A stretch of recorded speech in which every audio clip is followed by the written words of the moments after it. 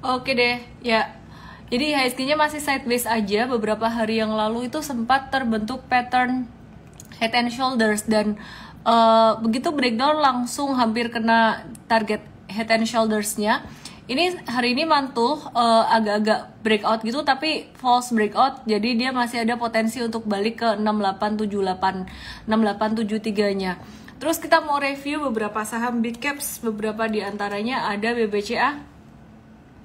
BBCA itu dia hari ini turun normal aja seperti yang kita udah antisipasi, udah prediksi bahwa di bulan Oktober ini market bakalan turun ya. Mungkin ada orang yang bilang Halloween effect, serem nih bulan Oktober market biasanya turun. Nah oke, malah bagus kalau ada agak-agak turun dikit di bulan Oktober ini.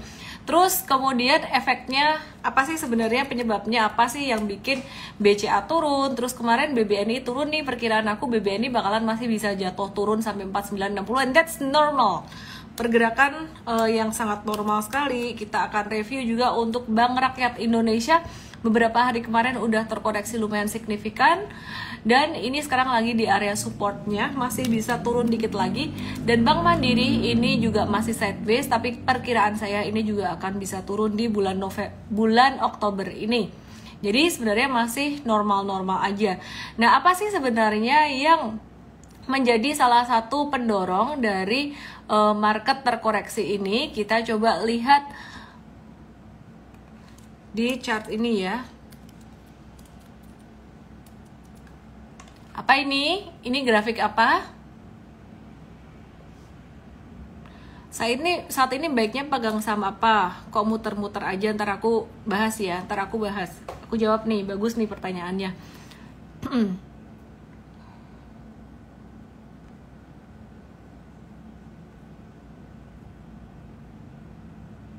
Bentar ya, sebentar saya WA tim saya dulu.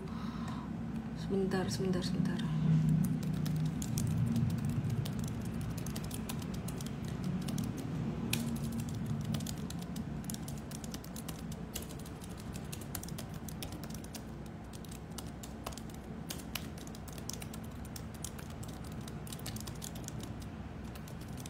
Oke. Jadi perhatikan di sini.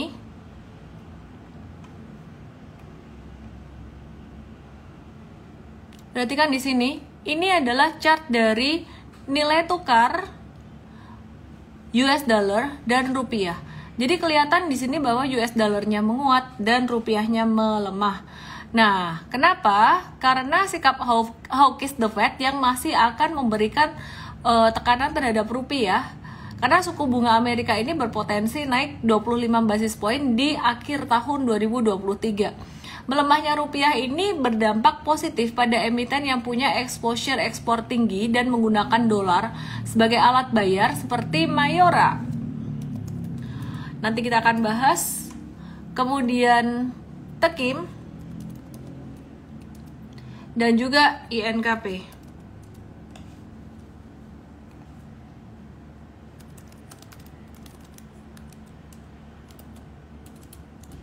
Bentar ya, sambil ketik sesuatu.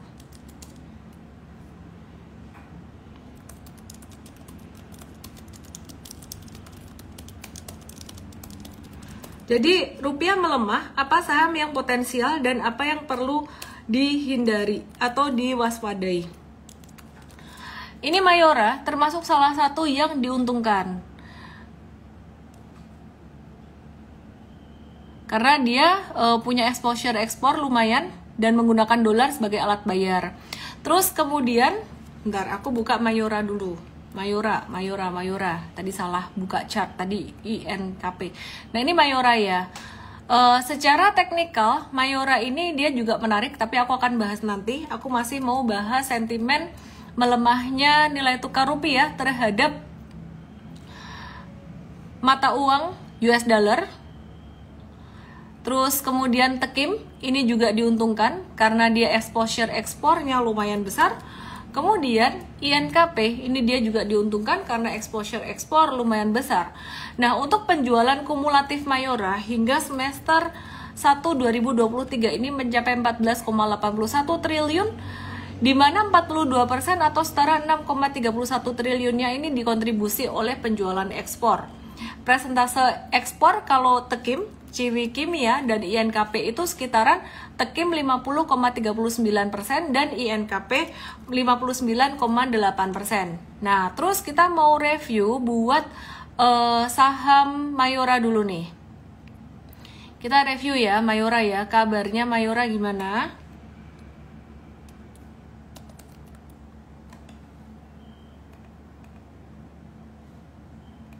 Secara teknikal, Mayora, kalau kayak gini nggak kelihatan pattern apa-apa.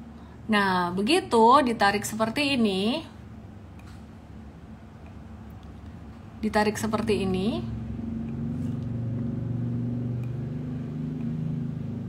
ini kelihatan bahwa dia kemarin breakout dari 2590-nya ya di level ini, di sini nih, di sini. Di high di sini ini kelihatan breakout ya, dan kemudian dia ada potensi terkoreksi sampai ke area 2600 atau 2590 di sini, 2590 sampai 2600-an ya. Terus kemudian kalau aku perhatikan ini patternnya cukup menarik meskipun ada merah-merah panjang di sini, tapi merah panjangnya munculnya di bawah. Jadi sebenarnya mungkin ini terjadi tarik menarik antara bull and bear-nya. Jadi kalau dilihat intraday chart-nya itu sebenarnya mungkin ini ada aksi beli juga. Sebentar ya, aku bahas di sini dulu. Nah, ini potensi ada pantulan seperti ini. Oke, perhatikan di sini. Perhatikan teman-teman. Ini Mayora, dia turun sesaat untuk dia bisa naik lagi. Jadi bisa di watch. M-Trade udah masuk beberapa hari yang lalu. Mayora boleh punya berapa persen kalau trading sebaiknya tidak lebih dari 10%. Sedangkan kalau Mayora bisa nggak buat investing, valuasinya udah agak-agak mahal. Jadi aku lebih prefer untuk jangka menengah, trading jangka menengah pakai jurusnya super trader gitu. Sebaiknya tidak lebih dari 10%. Kalau sampai 20% itu untuk trader yang memang sudah berpengalaman atau udah siap dengan resiko. Dalam arti kalau cuan dia siap, kalau misalkan lagi turun dia kena cut loss, dia siap juga gitu. Oke?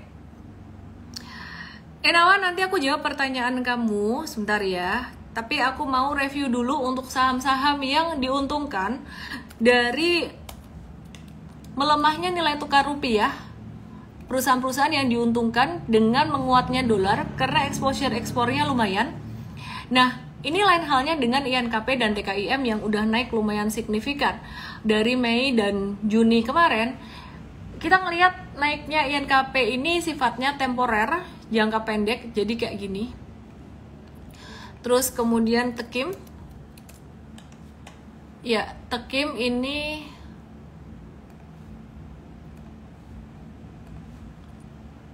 dia juga bisa naik tapi sifatnya temporer alias masih sideways, dan saya lebih senang kalau TKIM dan INKP ini sideways dulu, nggak langsung naik, karena ini artinya membangun satu fondasi. Dan di sini nanti kalau misalkan dia sideways, ini sebenarnya lagi bikin si para nyangkuters ini mereka keluar dulu gitu. Jadi naik nyangkuters keluar, naik nyangkuters keluar, jadi nanti breakoutnya akan lebih bagus gitu ya. Nah, terus itu TKIM, INKP, dan kemudian kita akan review juga untuk emiten-emiten yang dirugikan dengan melemahnya nilai tukar rupiah. Beberapa di antaranya dari sektor farmasi.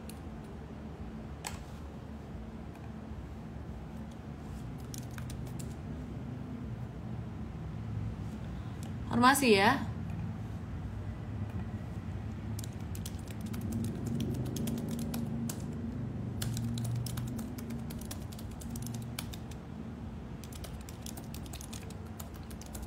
Oke.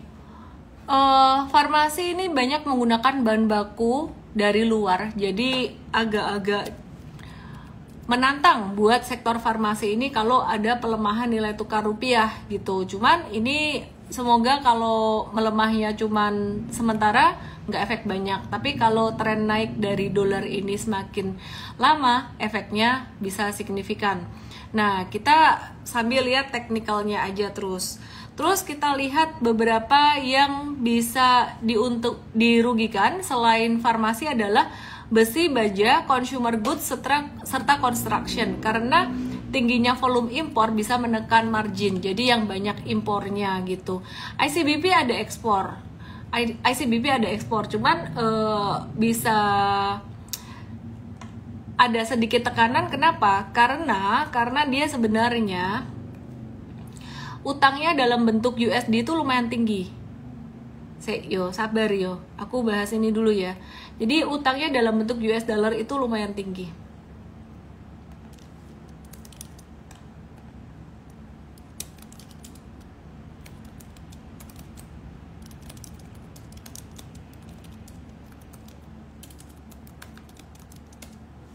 Oke, hardware nanti aku bahas. Terus ini ICBP, jadi kita masih lihat based on technical, supportnya di 10.700. Kalau trading breakdown dari sini cut loss, kalau investing masih ngehold. Terus kita ngelihat yang dirugiin dari melemahnya nilai tukar rupiah juga ada Excel. Sementara chartnya masih normal-normal aja, jadi belum ada action yang gimana-gimana. Ini ISAT, Indosat, tren teknikal naik, tapi sebenarnya dia juga dirugikan dengan dolar yang tinggi gitu, dolar yang makin naik tinggi karena utangnya dalam bentuk dolar itu lumayan. Terus kemudian kita lihat TLKM ini juga sama. Ini sebenarnya agak-agak menjadi tantangan kalau nilai tukar rupiahnya lemah. Terus tadi banyak yang nanya ASES, S-Hardware. S-Hardware gimana? S-Hardware termasuk yang dirugikan kalau nilai tukar rupiahnya masih terus naik. Tapi perkiraan aku ini masih akan bertahan harga sahamnya. Termasuk juga ISAT dan juga Excel masih akan bertahan, TLKM juga. Karena efek dari pembayaran hutang dalam bentuk USD itu mungkin baru terasa pada laporan keuangan berikutnya gitu. Jadi ini kan sebenarnya naiknya tuh dari bulan September kemarin. Nah ini belum terasa nih, kemarin laporan keuangannya belum keluar. Jadi sebenarnya laporan keuangan yang mencerminkan ini tuh belum keluar. Jadi kita antisipasi untuk kuartal ke depan gitu. Selain itu yang diuntungkan ada lagi dari sektor yang lain, ada dari batu bara, CPO, dan juga emiten yang ditopang ekspor lainnya karena pendapatan dari ekspor bisa meningkat dalam nilai dolar gitu. Nah, untuk emiten pertambangan seperti batu bara biasanya punya tingkat utang yang rendah, jadi memiliki keterbatasan terhadap kewajibannya secara mata uang US dollar. Nah, ini Adaro. Kita lihat, aku sih lebih more into technical ya. Aku nggak terlalu ngeliatin, wah ini kedampak mata uang nggak sih kayak gitu. Fundamental diperhatikan, tapi kalau trading I'm more into technical. Meskipun dia diuntungkan secara sentimen melemahnya rupiah tadi, tapi sebenarnya aku ngelihat secara teknikal ini Adaro dia juga agak-agak rawan. Jadi dalam jangka pendek dia bisa sideways gitu. Jadi masih akan sideways. Terus kita lihat lagi juga ITMG. Ya sabar ya, ini pertanyaan banyak banget. ITMG ini juga dia bakalan sideways, naik sebentar, dia akan bisa terkoreksi normal gitu. Oke, terus aku mau jawab dulu beberapa pertanyaan yang terkait dengan nilai mata uang rupiah yang melemah dibandingkan dengan dolar Amerika. Ini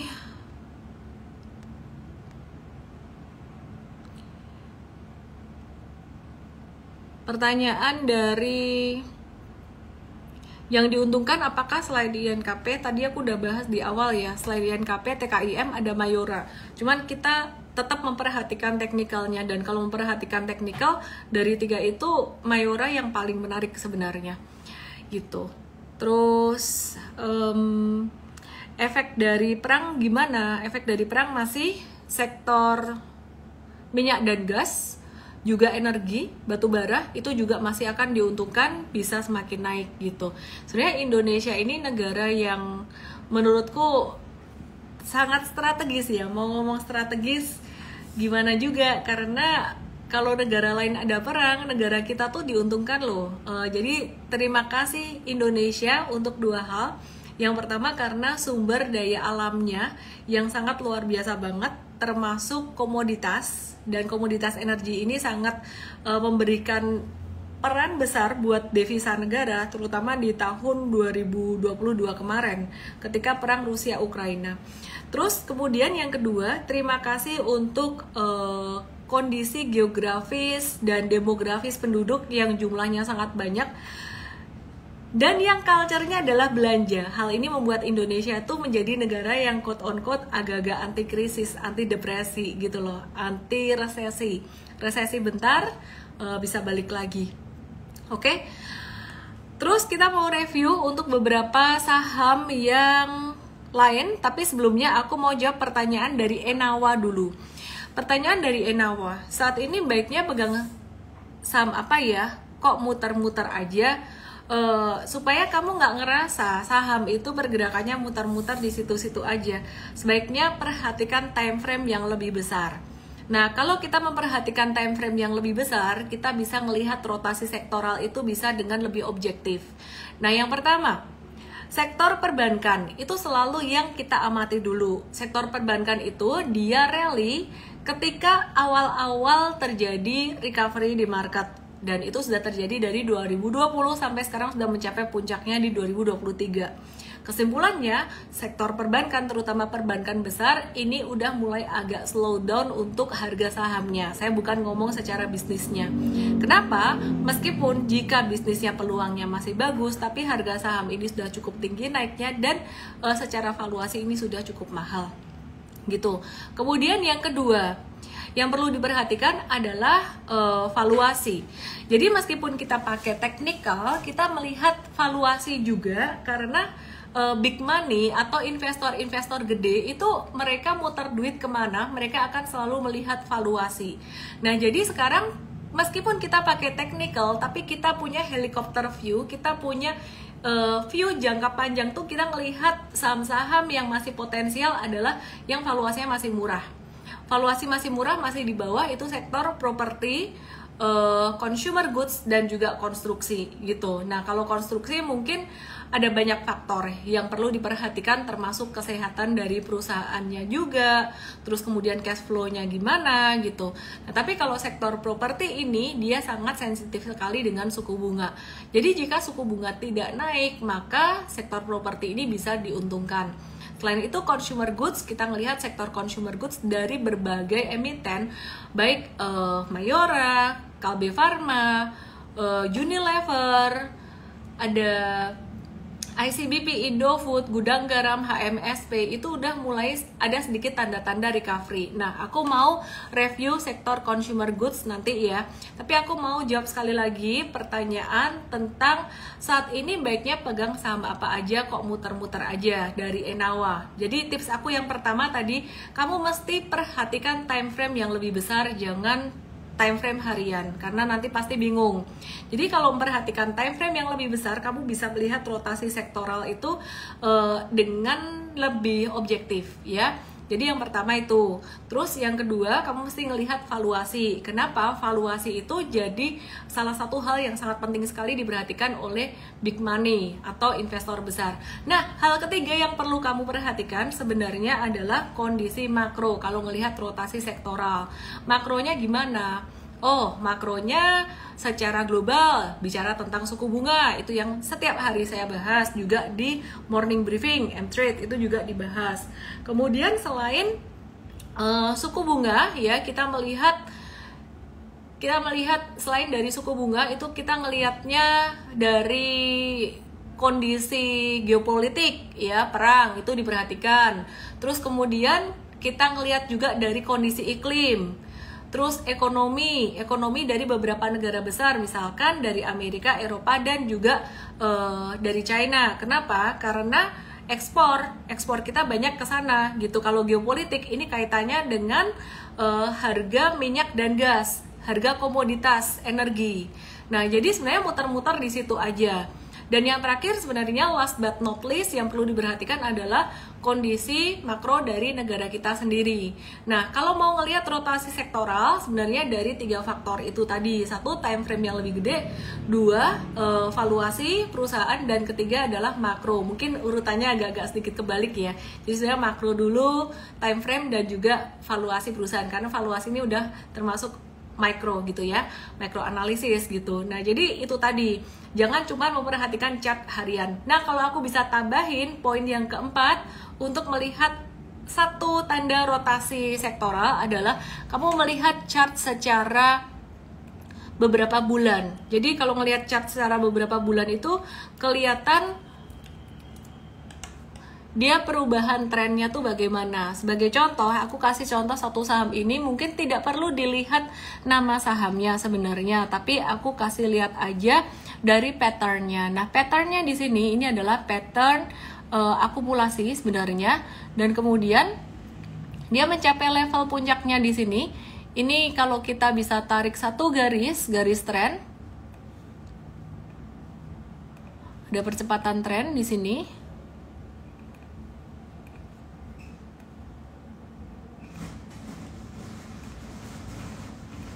Ya, jadi ini udah patah tren. Ini udah patah tren. Ya, jadi bisa diperhatikan di sini ini terjadi satu perubahan atau rotasi cycle buat saham ini.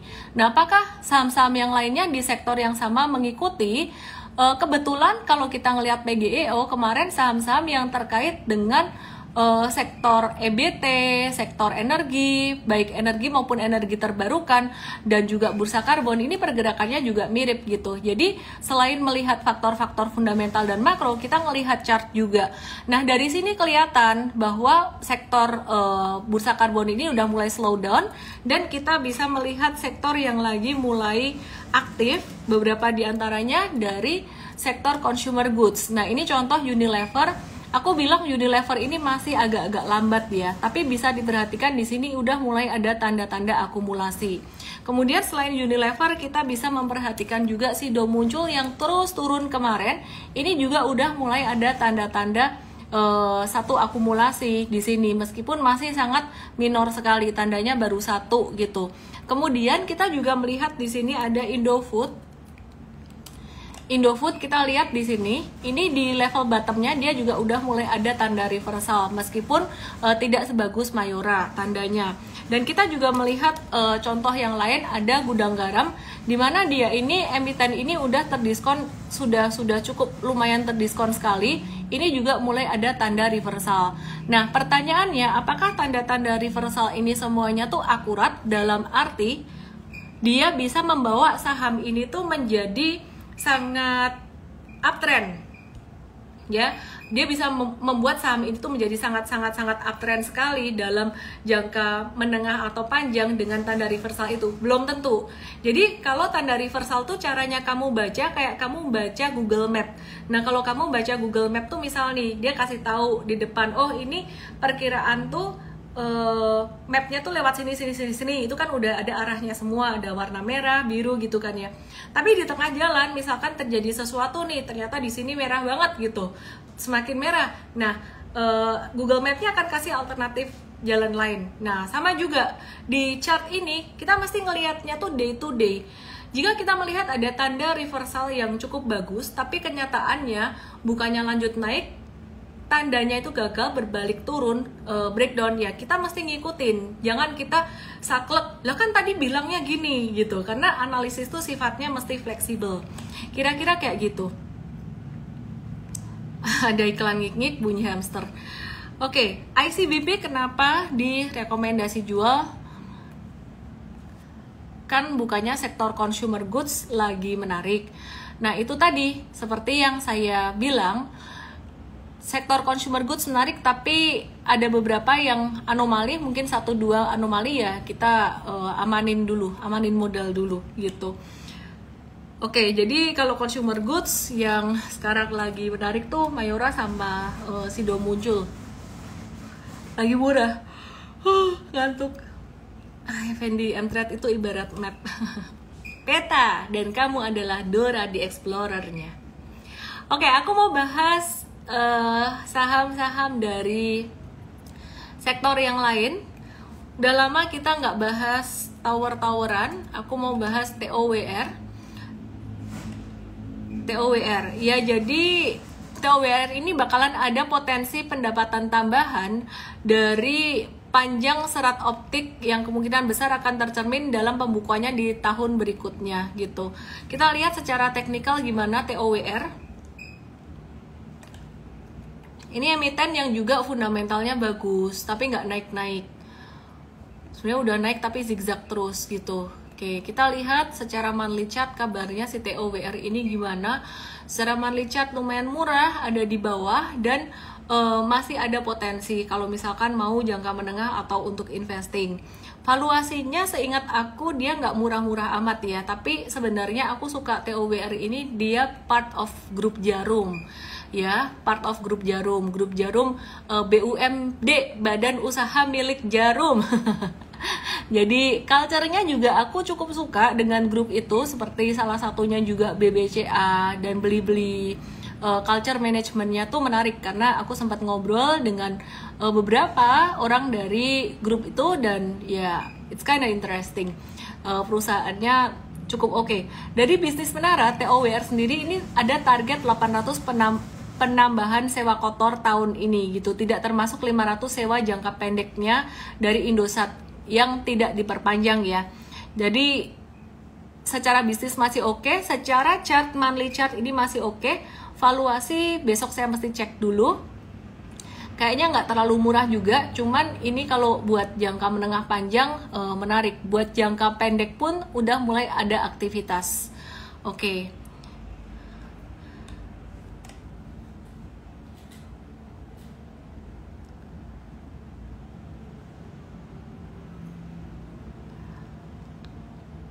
Oke, mari kita lihat Bluebird.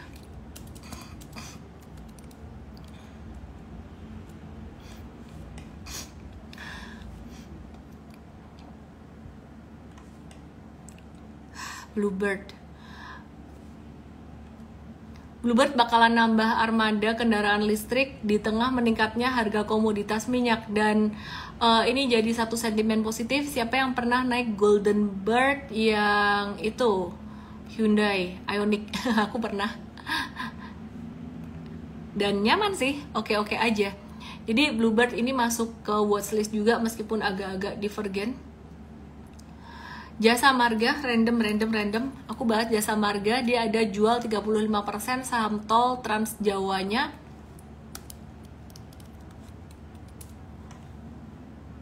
Kemarin kita ada bahas Jasa Marga ini mantul naik dikit dan ini kayaknya bakalan V-shape recovery. Jasa Marganya udah naik beberapa hari, kita bakal menanti dulu, jadi tidak kita hajar-hajar. Ada beberapa watchlist untuk M-Trade besok ya, kita akan bahas di morning briefing M-Trade. Thank you buat yang udah nonton update saham hari ini, dan thank you Enawa buat pertanyaannya. Hari ini adalah terakhir promo workshop Super Trader. Langsung aja DM aku, ST strip nama, email, dan WhatsApp. ST strip nama, strip WA aja cukup sih, nggak usah email juga. Hari ini last day early bird 2 gitu ya. Semoga bermanfaat semua yang aku bagikan buat teman-teman. Dan selamat malam, salam profit. Jangan lupa subscribe YouTube Ellen May atau YouTube M-Trade, karena aku akan bagikan banyak hal di situ terkait edukasi saham, dan aku akan buka channel baru, channel Beyond Money, yang nanti aku juga akan umumkan di YouTube aku yang sekarang. Jadi masih terkoneksi channelnya. Selamat malam semuanya, salam profit. Dadah. Workshopnya tanggal 6-7 Januari 2024 di Jakarta. Dan sekarang kayaknya udah sekitaran 50% full mungkin ya. Udah itu aja sih. Thank you semuanya, selamat malam. Mau ikut tapi jauh, aku juga jauh loh. Dari Solo ke Jakarta loh, timnya juga loh. Thank you semuanya, dadah.